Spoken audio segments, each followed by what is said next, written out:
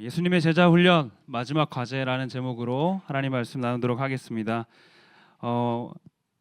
이따 우리도 잠시 후에 이 질문을 나누겠지만 만약 여러분 삶 가운데 예수님이 여러분을 오늘 찾아오셔서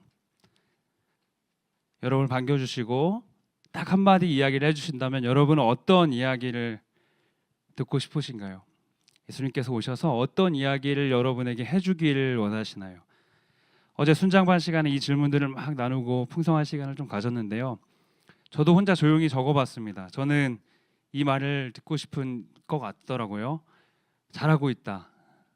잘하고 있다. 제가 제자훈련 때 자주 쓰는 말인데 못하고 있어도 쓰는 말이거든요. 그래서 근데 그 말을 예수께 들으면 내 마음에 위로가 될 것 같고 은혜가 될 것 같고 힘이 날 것 같은 또 마음이 들었습니다. 심리학적인 용어를 살펴보니까 정서 전염이라고 하는 그런 용어가 있더라고요. 무엇이냐면 사람은 상대방의 표정, 목소리, 자세, 이 말의 속도를 지켜보고 모방을 하다 보면 자신의 감정도 비슷해져 가게 되는 현상을 정서 전염이라고 말을 한대요. 그런 의미에서 평안을 가진 존재에게 가까이 따라가다 보면 그 평안이 우리에게 전염되겠다라는 생각이 듭니다. 반대로 평안이 아닌 불안과 세상의 방향을 따라가다 보면 그 세상의 방향이, 그 불안함이 나에게 전염되는 것을 또 생각해 보게 됩니다. 그리고 이내 그 정서의 두려움, 감정의 두려움을 넘어서 우리의 삶이 결국 그 자체, 그 본질이 되어가기도 하는 것 같습니다. 오늘 말씀은 우리가 잠시 나눈 이 정서 전염에 대한 이야기를 살펴볼 수 있는 것 같습니다. 그냥 단순한 정서의 전염이 아니라요, 완전한 그 삶의 변화, 그 삶의 닮아감이 주어지는 장면입니다. 본문의 배경은 이렇습니다. 안식 후 첫날 저녁에 이 사건이 있었다라고 말해요. 무슨 말이냐면 예수님이 안식일에 부활하셨나요? 안식 후 첫날에 부활하셨나요? 안식 후 첫날이 뭔가 입에 좀 붙으시죠? 안식 후 첫날에 부활하셨어요. 유대인들은 안식일 토요일이었기 때문에 우리는 그 안식 후 첫날인 주일을 함께 예배하는 날로, 그 날을 기념하여 초대교회가 지켜왔던 전통을 따라 예배하는 것이죠. 이 사건은 이날 아침에, 이 주일 아침에 막달라 마리아라고 하는 여자가 예수님을 목격하고 만나고 그 부활 소식을 전한 날 저녁의 이야기입니다. 실제로 그 소식을 듣고 많은 제자들을 동요하고 또 2명의 제자는 그 무덤 안에 들어가 보는 일까지 있었습니다. 그러나 아이러니하게도 두려움에 잠식된 제자들은 예수의 부활 소식에도 아랑곳하지 않고, 그 예수의 부활 소식에 기뻐하지 않고 서로가 서로에게 계속해서 나눠왔던 그 두려움과 불안의 정서에 머물러 있습니다. 여전히 유대인들을 두려워하여 문을 닫고 방 안에 갇혀 오들오들 떨고 있었던 것입니다. 그런데 이 제자들의 스펙이, 영적인 스펙이 꽤 대단합니다. 제자 훈련을 일단 3년을 했습니다. 그럼 말이 안 돼요. 그 과제를 어떻게 다 했지? 3년을 했습니다. 그냥 3년 토요일마다 만나는 게 아니에요. 먹고 자고 같이 하는 전지 훈련이에요. 한 100명이 동시에 하는 대그룹 강의도 아닙니다. 12명만 데리고 하는 소수 정이었어요. 그리고 선생님이 목사님이 아니에요. 선생님이 예수님이에요. 여러분 여름 성경 학교 하는데 예수님 오늘 강사로 예수님 오셨어요 이러면 난리가 나잖아요. 그 예수님께 직접 3년간 먹고 자면서 소수 정예가 이 훈련을 받았는데 그들이 결국에 한 그 부활을 경험한 반응이 방문을 닫고 앉아서 두려워하고 있는 것이에요. 이들의 모습이 참 우스운 것을 보게 됩니다. 이들이 지금 두려워서 숨어있는 상대는 로마 또는 유대인들인 것이죠. 이 강대국에 또는 이 유대인들이 가지고 있었던 군사력을 그들이 걸어 잠근 그 문빗장 하나로 지켜내고자 하는 모습인 것입니다. 가정집 문 열고 들어오는 거는 경찰관도 할 수 있잖아요. 한 나라의 군대가 들어온다 했을 때 속수무책으로 밀려올 것입니다. 그러나 그 문을 닫고 있는 것밖에 그들이 할 수 있는 것이 없고, 고작 그 문을 닫고 그들을 붙잡고 있는 그 잠깐의 안도가 자신들이 놓칠 수 없는 영원한 평안과 착각을 일으키게 되는 것이에요. 바로 그때 진짜 영원한 평안이 그들 가운데 찾아오신 사건이 오늘의 이야기입니다. 왜 제자들은 두려워했을까? 제자 훈련을 받은 많은 청년들, 또 훈련받은 마을 훈련을 받은 청년들이 느껴지는 그 마음들이 있을 것이요. 훈련을 수료하면 이제 무엇이든 할 수 있을 것만 같은, 마치 이등병이 훈련소를 수료하고 나 어쩌면 세상을 구할 수 있을지도, 매일 이렇게 살면은 내 몸은 원펀맨처럼 건강해질지도 하는 그 기대가 있는 것처럼 자신감으로 나아가죠. 그러나 그 삶 이후 극심한 영적인 슬럼프와 공허함을 경험하는 경우들이 많이 있습니다. 오늘 제목이 예수님의 제자 훈련 그리고 마지막 과제라고 해봤습니다. 예수님의 제자 훈련은 어떤 의미에서 이날 맞춰지지만 그분의 남겨진 과제가 이들의 삶에 주어지게 되는 것입니다. 특별히 오늘 제자 훈련 수료가 있죠. 1학기를 그렇게 보냈습니다. 엄밀히 따져보면 4개월 정도 시간이 드는 것 같아요. 이 훈련 수료생들이 앞으로 맛보게 될 시간, 또 훈련 받으셨던 분들이 맛보았던 시간들, 마치 제자들이 겪었을 두려움과 같은 영적인 슬럼프를 마주하게 될 것입니다. 이 제자 훈련생뿐만 아니라 예수를 구주로 삼고 그분을 따르기로 결단한 우리 모두에게 동일한 믿음의 경험이 있습니다. 왜냐하면 우리 수련의 다음 날 다 똑같은 마음을 경험했거든요. 사랑하는 여러분, 연약한 존재이기에, 불완전한 존재이기에 무언가 의지할 것이 없으면 언제든 문을 닫고 들어가서 그 불안에 떠는 존재가 바로 우리예요. 두려움은 인간의 자연스러운 반응입니다. 무언가 의지하고 싶은 것은 인간의 본능입니다. 그러나 더 이상 보여줄 것이 없이 많은 기적과 가르침과 심지어 십자가와 부활의 은혜를 알면서도 아직 깨닫지 못했던 그 제자들에게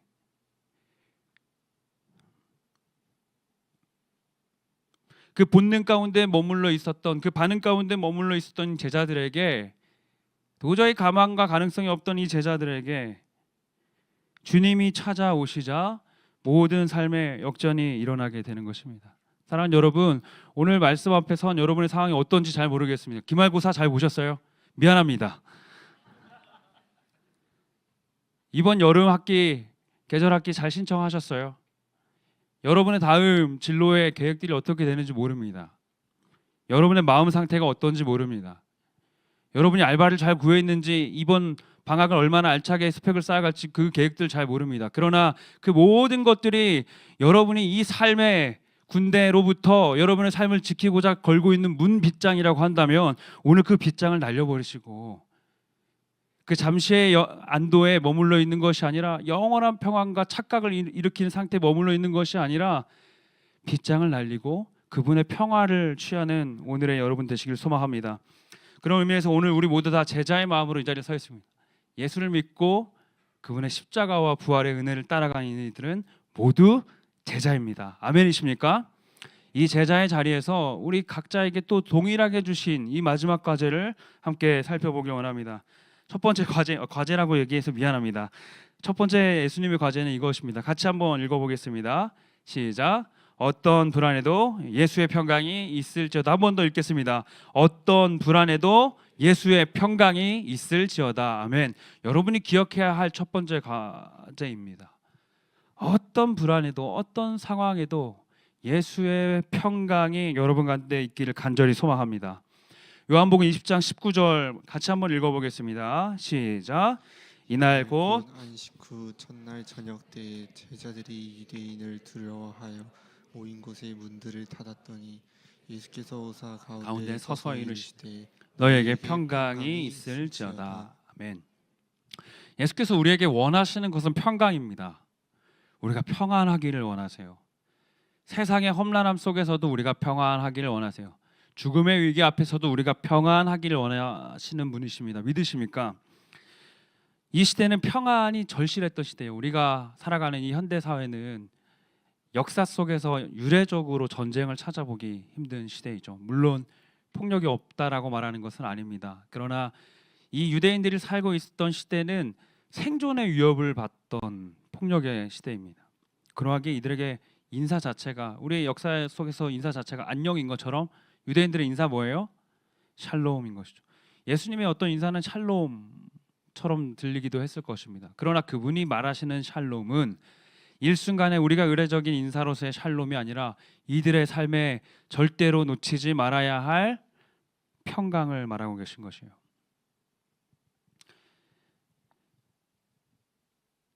그 증거로 보자면 이 요한복음 20장 19절에서 23절까지 짧은 본문에서 예수께서는 3번이나 너희에게 평강이 있을지어다라고 말하고 계세요. 너희가 이 평강을 붙잡으라. 평강을 붙잡고 그 평강을 따라가는 인생의 모습이 어떠할까요? 20장 20절인데요. 이 말씀을 하시고 손과 옆구리를 보이시니 예수께서 십자가의 고난을 받으신 흔적을 보이시니 제자들이 주를 보고 어떻게 했대요? 기뻐했다. 사랑하는 여러분, 평강 가운데 사는 인생은 기뻐하는 인생이에요. 친구 중에 혹시 유독 좀 흥이 많은 친구가 있으세요? 하나님이 타고난 기쁨을 주셨다고 생각이 들지 몰라요. 그러나 여기서 말하는 평강의 기쁨은 예수로 인한 마음의 평안과 세상의 불안이 엄습치 못함으로 말미암는, 주를 만져보고 주를 봄으로 말미암는 확신에 의한 기쁨인 것입니다. 제가 대학원 시절에 굉장히 행복했던 장면이 있습니다. 무엇이냐면 행복했던 장면 무엇이냐면 과제를 늦게 냈어요. 여러분 좀 위로가 되세요? 예, 목사님도 과제를 늦게 냈대. 예, 여러분 구원론 F 받아봤어요? 구원론 F 받으면 구원을 못 받은 느낌이 들어요. 예, 2번 들어서 더 구원론이 잘 정립됐으니까 걱정하지 마세요. 구원론 또 들으러 오세요. 제가 근데 놀랍게도 다른 과목 얘긴데 사도행전인가 그랬던 것 같아요. 근데 과제를 느지막하게 써서 교수님 연구실에 바닥에 이렇게 밀어놓고, 목사님도 다 똑같아요. 넣어놓고 문자를 남겼어요. 교수님 죄송합니다. 제가 이러이러한 마음으로 이러이러한 상황에서 이렇게 했습니다. 근데 막 무섭고 깐깐한 교수님이시거든요. 차를 타고 이제 용인에서 서울로 돌아가고 있는데 문자가 왔어요. 평생에 잊을 수 없는 말이 왔어요. 전도사님, 사역하시느라 너무 수고 많으셨어요. 과제 잘 받았습니다. 평안히 돌아가세요. 제 인생에 가장 행복했던 그 운전대를 잡고 제가 얼마나 실실 웃으면서 왔는지, 점수가 상관이 없더라고요. 그 말 하나가 과제뿐만이 아니라 그 한 주 안에 있었던 사역뿐만이 아니라 이 사역에 동참하고 있었던 한 사람으로서 존중받는 느낌을 받았어요. 제자들이 예수님의 손과 옆구리를 보고 기뻐했대요. 아, 정말 우리 예수님이시구나. 그분이 살아오셨구나. 오늘 우리가 나누는 이야기에 주어지는 평안의 기쁨이 좀 이런 모양이었으면 좋겠습니다. 우리의 소그룹이, 우리의 예배가 예수가 만져줬으면 좋겠어요. 그분의 부활이 내 삶에 다시 흔들리지 않은 확신으로, 예수께서는 우리가 읽지 않았지만 그 도마의 의심 가운데 이렇게 말씀하시잖아요. 보지 않고 믿는 믿음이 귀하다고. 오늘 우리에게 사실 보이진 않아요. 그런데 그 말씀은 만져져요. 그리고 수많은 이들의 삶을 통해 증거로 주어지게 됩니다. 요한복음 20장 19절은 이렇게 말합니다. 이날 곧 안식 후 첫날 저녁 때에 제자들이 유대인들을 두려워하여 모인 곳들의 문을 닫았더니, 같이 읽어볼게요. 시작. 예수께서 오사 가운데 서서 이르시되 너희에게 평강이 있을지어다. 아, 오늘 목사님 얘기 들으니까 나는 오늘부터 힘든 일 있어도 평안하다고 혼자 말해야겠다. 아, 혼자 힘든 일 있을 때마다 아, 예수는 나의 힘이요, 너에게 평강이 있을지어다 말하면서 구호 삼고 살아야지. 아, 근데 그 정도로는 안 됩니다. 그것도 좋긴 좋아요. 근데 그 정도로는 안 돼요. 이 평강에는 한 가지 조건이 있어요. 무엇이냐면요, 19절 한 번만 더 띄워주시겠어요? 이렇게 말해요. 모인 곳들의 문을 다 닫고 있었는데 내가 너무너무 두려워서 어떻게든 버텨보려고 그 잠깐의 안도를 붙잡고 있었는데 그때 평안이 주어졌는데, 그 사이에 무슨 일이 일어난 거예요? 예수께서 그 가운데 서 계셨대요. 사랑하는 여러분, 여러분의 그 평강은 예수가 그 가운데 서 계시는 은혜가 있기를 간절히 원합니다. 이 평강에 다른 조건이 필요가 없어요. 그러나 이 조건은 무조건적으로 필요해요. 예수가 가운데 계셔야 돼요. 우리에게 평강만 오는 그 기분의 상태가 중요한 것이 아니라 예수가 오셔야 되는 거예요.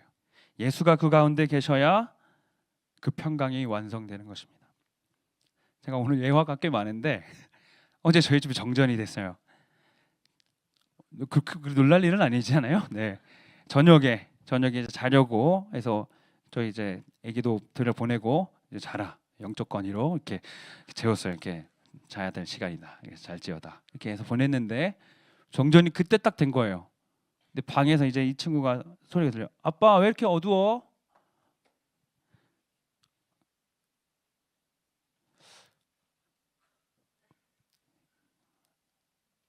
자려고 들어간 아이한테 갑자기 불이 꺼지니까 아빠 왜 이렇게 어두워? 그냥 불 끈 정도가 아니라 너무 어두워졌거든요.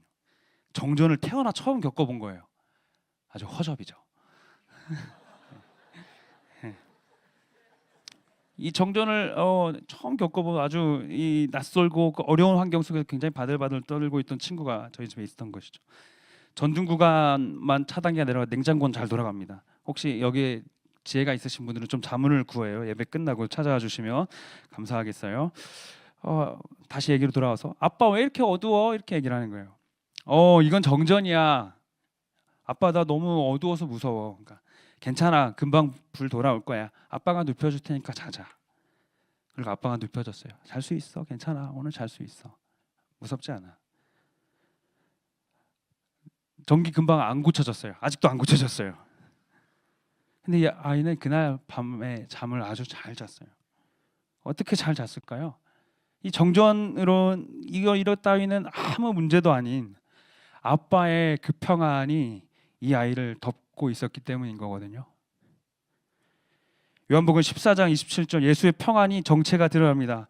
평안을 너에게 끼치노니 곧 나의 평안을 너에게 주노라. 예수가 이 땅에 오실 때 불안했을까요? 예수가 이 땅에 오셨을 때 십자가 앞에 두려워서 떨어서 돌아가시려고 했었을까요? 나 이 일을 하지 않아야겠다, 이 사명을 내려놔야겠다 하셨을까요? 그렇지 않아요. 예수의 평안은 처음 우리를 지으시던 그날부터 영원 전의 시간의 그 이전부터 멈추지 않는 평안으로 그 가운데 머물러 계셨고 그 평안을 우리에게 주시겠다 말씀하시는 것입니다. 어두운 방 안에 그 아이가 안심할 수 있었던 것은 아빠의 평안이 그 아이에게 전해지기 때문이에요. 예수의 평안이 우리 가운데 주어질 때 이 놀라운 동일한 은혜가 주어질 줄로 믿습니다. 사랑하는 청년 여러분, 평안이 여러분 가운데 있길 원하십니까? 평안은 상황의 변화가 아니라 인식의 변화예요. 평안은 예수가 우리 곁에 계실 때 주어집니다. 아빠가 곁에 있구나. 정전이 왔을 때 저희 딸은 주저함 없이 저한테 물어봤어요. 아빠, 왜 이렇게 어두워? 불이 꺼져 있지만 아빠가 옆에 있다는 걸 아는 거거든요. 이 낯선 상황 속에서 처음 정전을 겪어보는 낯선 상황 속에서 아빠 이름을 부를 때 그 평안의 주체가 날 찾아와서 날 잡아주리라고 하는 그 인생의 확신이 있는 것이에요. 우리의 삶에 정전이 찾아오는 날이 있어요. 그때마다 평생 질문하는 우리가 되길 원합니다. 하나님, 지금 이 시간은 왜 이렇게 어두운 걸까요? 하나님, 언제까지 이 시간이 지속될까요? 하나님, 제 곁에 와 주셔서 저의 평안이 되어 주시옵소서.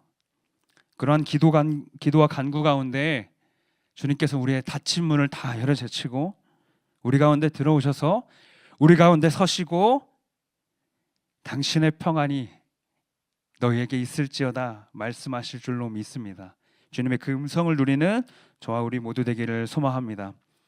우리가 기억해야 될 두 번째 과제, 주님의 목소리는 이것입니다. 같이 한 번 더 읽어봤으면 좋겠습니다. 시작. 오늘 나의 자리는 보냄받은 자리다.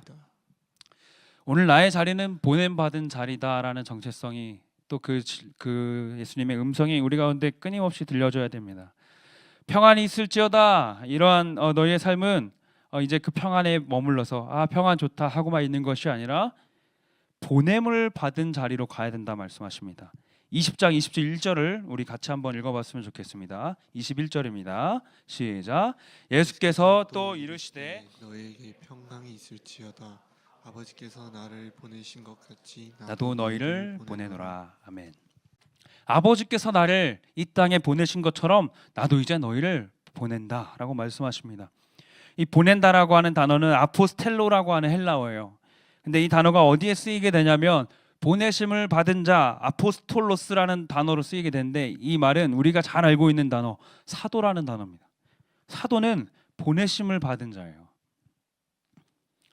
복음을 전하는 사도의 직분을 가진 자들에 대해서 보내심을 받은 자라고 하는 표현을 썼다라는 것은 이들이 하는 일이 자신의 의지로 내가 하고 싶어서 자발적 동기로만 시작되고 진행되고 완성되는 것이 아니라 자신들이 원하든 원하지 않든 자신을 보내신 분의 의지대로 살아가고 있다는 거예요. 복음을 전하는 건 보내심을 받아야만 살 수 있는 것입니다.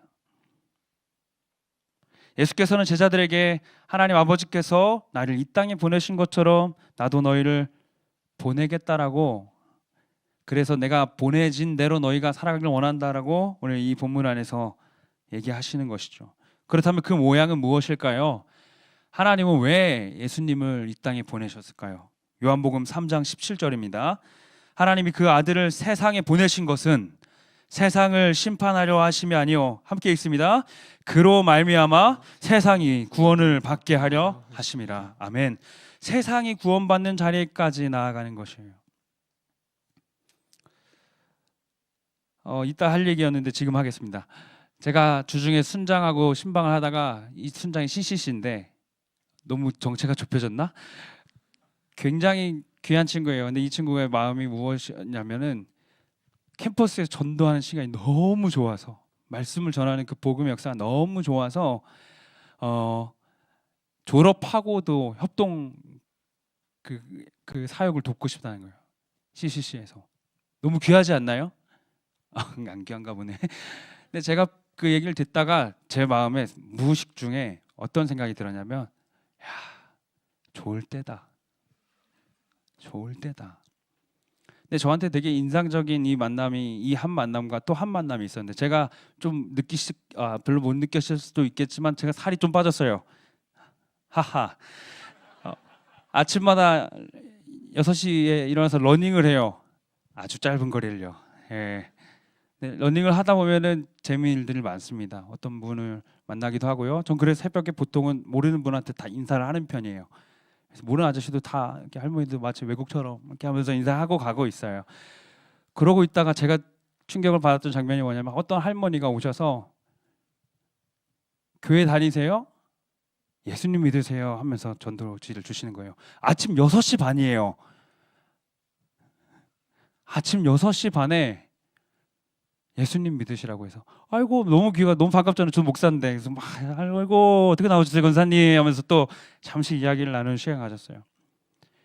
근데 그 두 분과의 만남이 오늘 말씀을 마주한 저에게 너무 큰 충격인 거예요. 보내심을 받은 자로 살아가는 그 인생은 복음을 전하는 기쁨 가운데 살아가는 것인 줄로 믿거든요. 제자훈련 과제 이번 학기는 제가 못했지만, 원래 저는 복음 전하는 시간이 있어요. 멀리 가지 않아도 가족에게라도 친구에게라도 예수님에 대해서 얘기하는 시간, 그게 우리의 기쁨이니까. 근데 그 젊은 친구의 뜨거운 마음을 보고 좋을 때라고 말했던 제 마음이 참 부끄러웠던 것은, 그 이른 아침에 그 연로하신 어르신께서 여전히 그 복음을 전하는 자로, 복음을 보내심을 받은 자로 살아가고 있다는 것입니다. 사랑하는 여러분, 세상이 구원받는 자리까지 나아가는 것이 보내심을 받은 자의 사명입니다. 보내심을 받았기 때문에 그 일을 즐겁게 책임감을 가지고 감당하는 것이에요. 저한테 언젠가 누가 질문하신 적이 있어요. 목사님, 만약에 다음 주부터 유학으로 가라고 하시면 어떻게 하실 거예요? 고민해봐야 되지 않을까요? 라고 처음에 말이 여기까지 올라왔어요. 근데 그때 마음 주시는 마음, 어디든지 부르신 대로 가기로 했는데 무슨 그런 고민을 하지? 다음 주부터 유학은 무조건 가죠. 하지만 지금 너무 더 귀한 분이 섬기고 계시기 때문에 전 청년부에 최선을 다할 건데요. 어떤 부르심의 자리를 내가 고를 수가 없습니다. 나에게는 그런 자격이 없어요. 나는 부르심을 따라 보내심을 받고 살아가는 존재이기 때문에 그렇게 선택권이 있는 사람이 아닙니다. 하나님은 우리가 세상이 구원을 받아 아버지께 돌아온 일에 나아가길 원하십니다. 마치 예수가 이 땅에 오셔서 그렇게 하셨던 것처럼요. 그 땅을 향해 나아가기를 원하십니다. 여러분, 신앙의 방향은 보내심을 받은 방향을 따라가지 않는 순간부터 방황이 시작되는 거예요. 이러저러한 선택지 중에 보내심을 받은 대로 살아가는 것도 있는 게 아니라요, 보내심을 받은 대로 살아가지 않는 모든 순간은 신앙의 방황인 것입니다. 예수를 따라가는 우리의 삶은 이제 보내심을 받은 방향을 따라갈 수밖에 없는 그런 종속된 존재가 아니라 나아갈 길 전혀 없는 그런 인생이었는데, 한 방향도 알 수 없던 그런 우리들에게 한 줄기의 빛과 같은 그분의 보내심이 주어진 것입니다. 이제 그 인생은 더 이상 자기 인생의 주인이 아닙니다. 내 마음 가운데 인생의 주인이 되시는 이가, 그래서 내 마음의 그 보좌에 앉으신 이가 보내시는 대로 인생을 살아가게 되는 것입니다. 그러한 인생은 종속되어서 노예로 살아가는 것과 같습니다. 그러나 그리스도의 노예가 되어서 주께서만 원하시는 대로 살아가게 된다면, 세상의 다른 주관자가 아니라 그리스도가 우리의 인생의 주인 되신다면 얼마나 다행인지 모릅니다. 원래 우리의 인생은 그리스도가 건져내시기 전까지 세상의 다른 끔찍한 것들에 종속되어 살아갈 수밖에 없어요. 그것이 돈이 됐건 관계가 됐건 인맥이 됐건 명예가 됐건 나의 자랑이 됐건. 우리의 신분은 종이지만 왕과 같은 제사장이고요, 하나님의 백성이 되어서 세상의 어떤 종속에서는 맛볼 수 없는 자유를 흔들며 살아가는 존재들인 것입니다. 여러분은 요즘 누구의 부르심을 따라, 누구의 보내심을 따라 살아가고 있습니까? 요한복음 8장 29절은 그렇게 살아가는 인생을 이렇게 설명합니다. 나를 보내신 이가 나와 함께 하시도다. 나는 항상 그가 기뻐하시는 일을 행함으로 나를 혼자 두지 아니하셨느니라. 아멘. 예수께서 그분이 보내신 대로 이 땅을 살아가셨고 너희도 그 방식대로 살아가기 원하신다라는 것은 이제 우리가 나아가는 인생에도 우리가 항상 그가 기뻐하시는 일을 행함으로 나아갈 때 그가 우리를 혼자 두지 아니하실 줄로 믿습니다. 그리할 때 주가 우리 가운데 서서 그리스도의 평안이 우리를 주장하시는 은혜가 있기를 간절히 소망합니다. 사랑하는 여러분, 보내심을 받은 자로 살아가십시오. 내가 원하는 선택대로 할 자유를 외치는 게 자유가 아니라 예수가 원하는 선택대로 했으니 그 길이 옳은 길이라는 확신이 있기에 누구에게도 판단받지 않는 자유가 자유인 것입니다. 그 선택은 사랑과 정의와 겸손과 배려와 용서와 기다림과 포용과 온유함 같은 것들입니다. 우리의 자유가 왜곡되지 않기 위해서 바로 이 보내심을 따라 사는 은혜가 우리 가운데 필요합니다. 하고 싶은 말대로, 하고 싶은 뜻대로 살지 못하는 사람이 얼마나 많아요.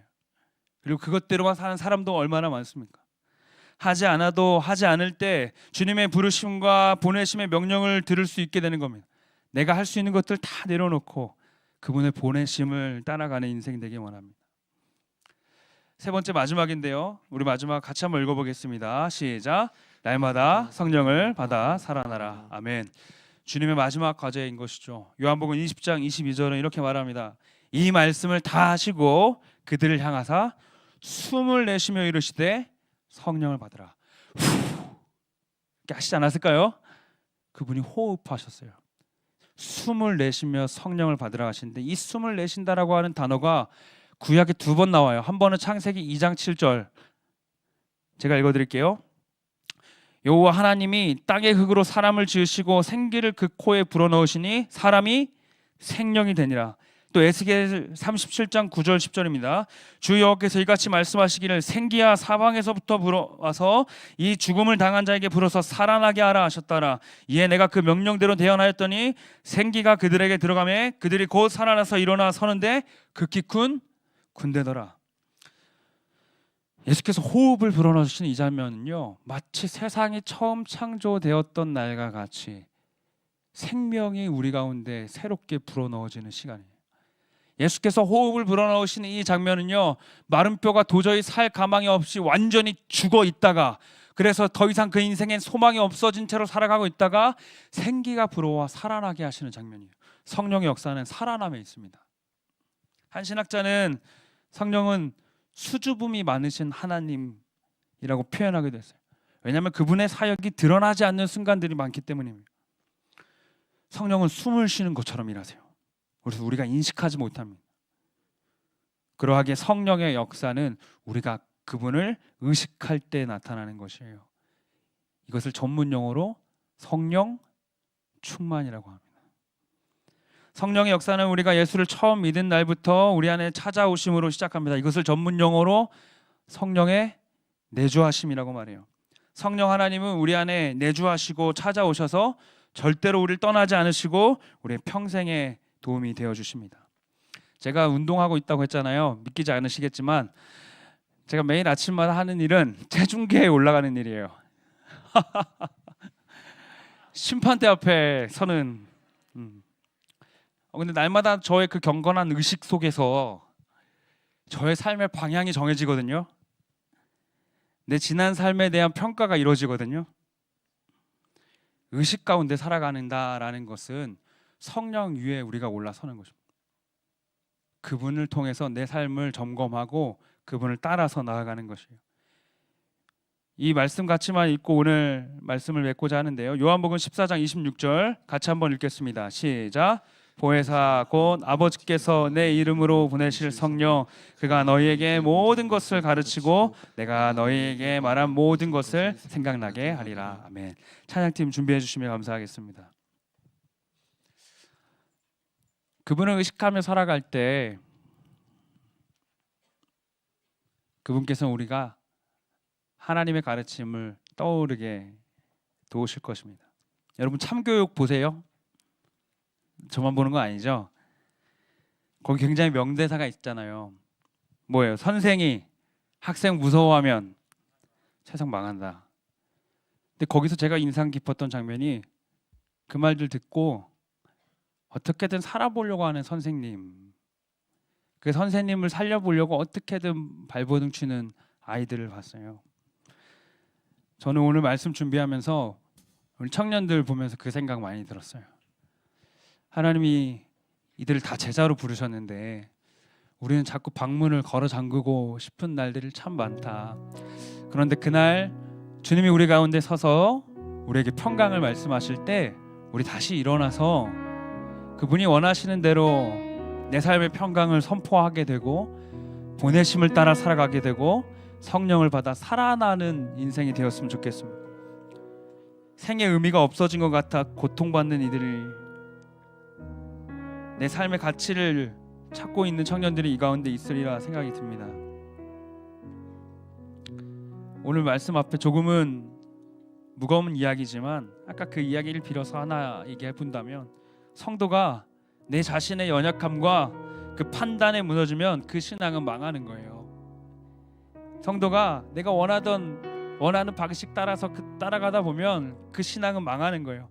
제자가 세상 나가서 복음 전하기 무서워하면 그 교회가 망하는 거예요. 사랑하는 여러분, 오늘 이 말씀 앞에 우리의 문을 주가 들어오시기 전에 먼저 좀 열었으면 좋겠습니다. 그는 언제나 찾아오시지만 오늘은 우리가 그를 찾는 날이 되었으면 좋겠습니다. 성령을 따라가는 인생은 세상에 대한 두려움이 없어요. 그냥 복음 전하는 인생입니다. 내가 아니라고 남도 아니라고 생각하지 마십시오. 여러분 단독자로 주님 앞에 오늘 제자로 섰으면 좋겠습니다. 주님, 나는 분명 제자인데, 나는 분명 주님의 자녀인데 내 인생에 어둠이 정전 같은 시간들을 주어졌을 때 주님을 찾기보다 내 방법을 택하였고 보내심을 받은 인생이라고 말하면서도 마치 내가 그 인생의 주관자처럼 살았던 인생임을 고백합니다. 주님, 다시 내 마음에 찾아오셔서 주님의 평강을 선포하여 주시옵소서. 다시 내 인생이 나아가는 모든 곳마다 주님의 보내심을 따라가는 인생 되게 하여 주시옵소서. 주님, 성령과 날마다 동행함으로 말미암아 내 인생이 죽어있는 인생이 아니라 살아 역사하는 인생 되게 하여 주시옵소서. 이 감동으로 살아가는 저와 우리 모두 청년 되기를 예수님의 이름으로 축원합니다. 이 마음 가지고 같이 한번 찬양했으면 좋겠습니다. 내 삶의 소망, 내 삶의 소망,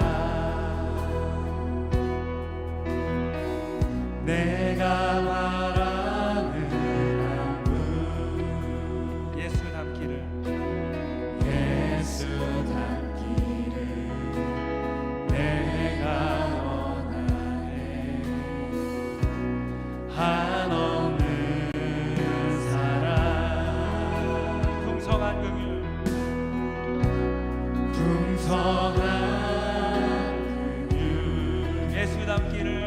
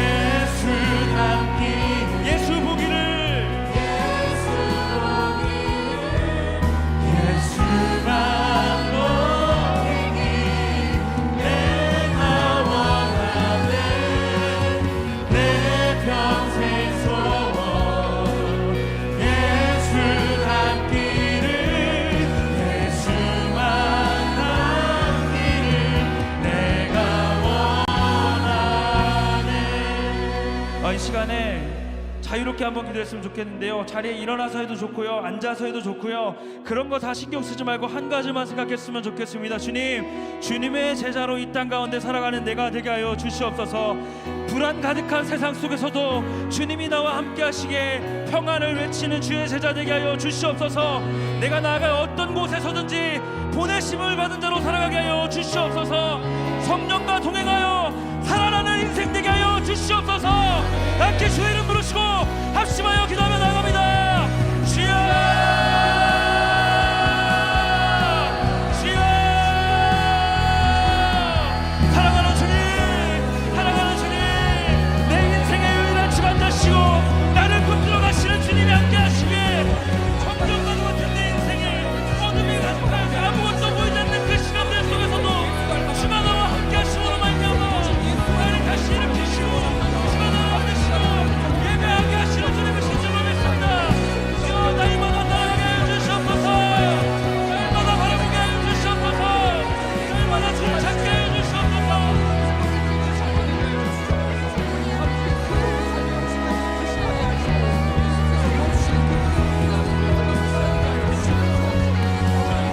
주님 받으십시오. 주님 알게 하여 주십시오. 알게 하여 주십시오. 함께 할 수 있는 하나님 이와 같은 조정관을 계속해서 주어주옵소서. 내가 살아가고 있었던 모든 삶의 자리에서, 그 직장에서, 학업의 자리에서, 그 모든 가정에서 보내심을 받은 자답지 않게 살았던 내 모습이 있었음을 고백합니다. 주님 사랑한다고 끊임없이 말하면서도 내 안에 거짓 평안들로 가득 채웠던 내 인생이 있었음을 고백합니다. 주여, 열악한 세상에 물을 걸어 잠그고 그 빗장 속에 살아야만 되는 것처럼 되었던 나의 인생들 속에 주님 다시 일어나 예수 닮기를, 우리 함께 자리에 일어나서 함께 고백하겠습니다. 주님, 이 믿음의 고백으로 주님 앞에 나아갑니다. 더 이상 물의 빗장을 걸어 잠그지 않고 우리 가운데 오신 주님, 주님의 손을 절대로 놓지 않고 나아가는 우리 인생 되게 하여 주옵소서. 주님 더 알게 하여 주십시오. 주님 더 찾게 하여 주십시오.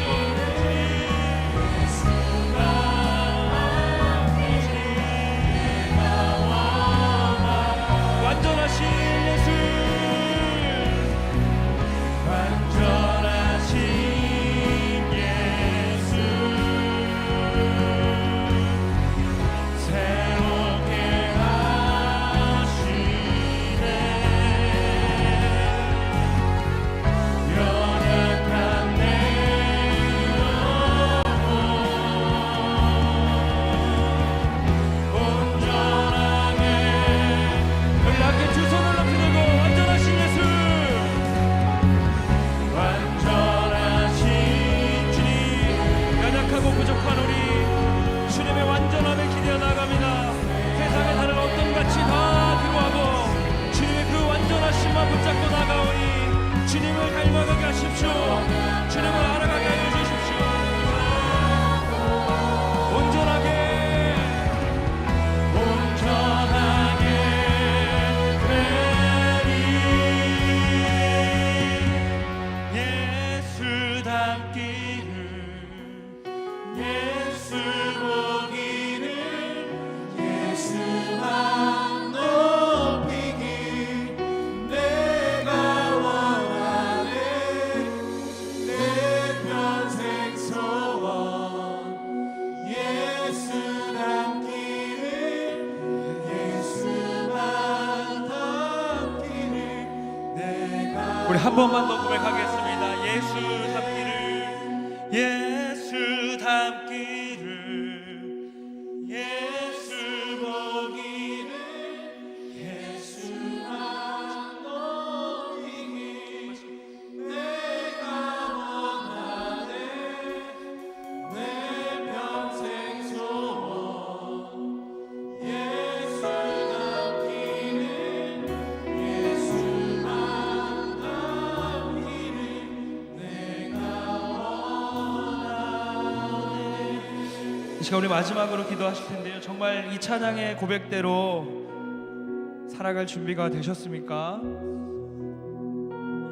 여전히 내 마음에는 이 말씀만으로는 열어 제칠 수 없는 문의 빗장이 걸려 있습니다. 주님,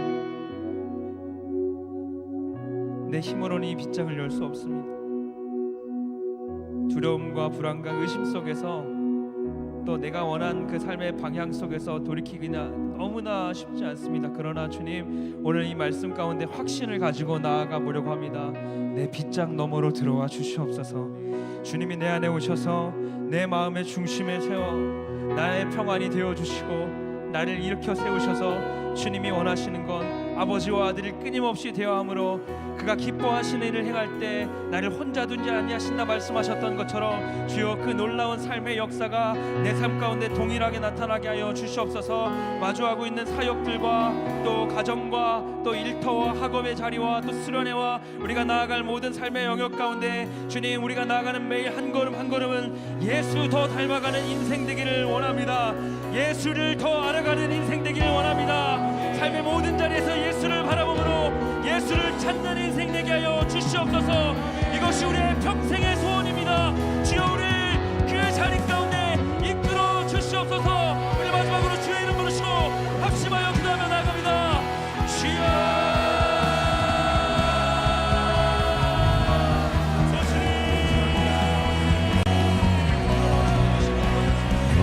주님을 아는 것이 나의 삶이 같아요. 주님을 아는 것만으로 충분합니다.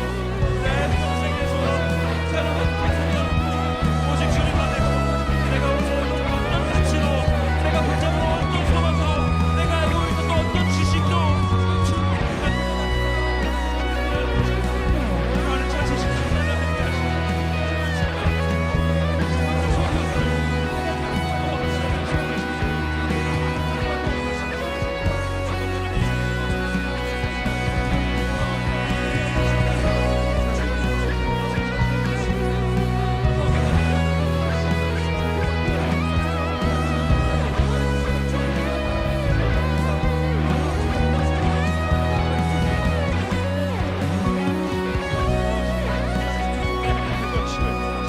나의 말과 행동과 생각과 판단과 시선과 보이지 않는 모든 시각으로 날마다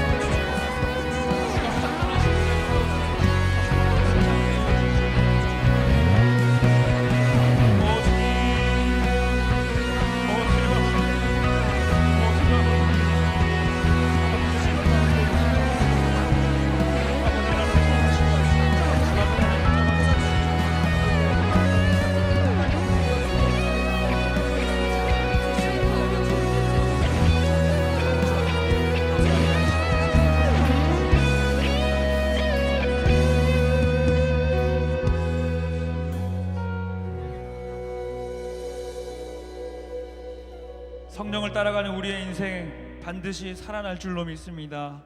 성령이 명령하실 때 반드시 순종함으로, 즉시 순종함으로 주와 함께 살아나는 우리 되게 하여 주시옵소서. 사랑하는 주님, 나의 말과 행동과 생각과 판단과 시선과 보이지 않는 모든 의식을 집중하여 매일 성령 위에 올라서겠습니다. 성령이 우리의 기준 되시고 성령이 나아갈 삶의 지경을 넓혀 주시옵소서.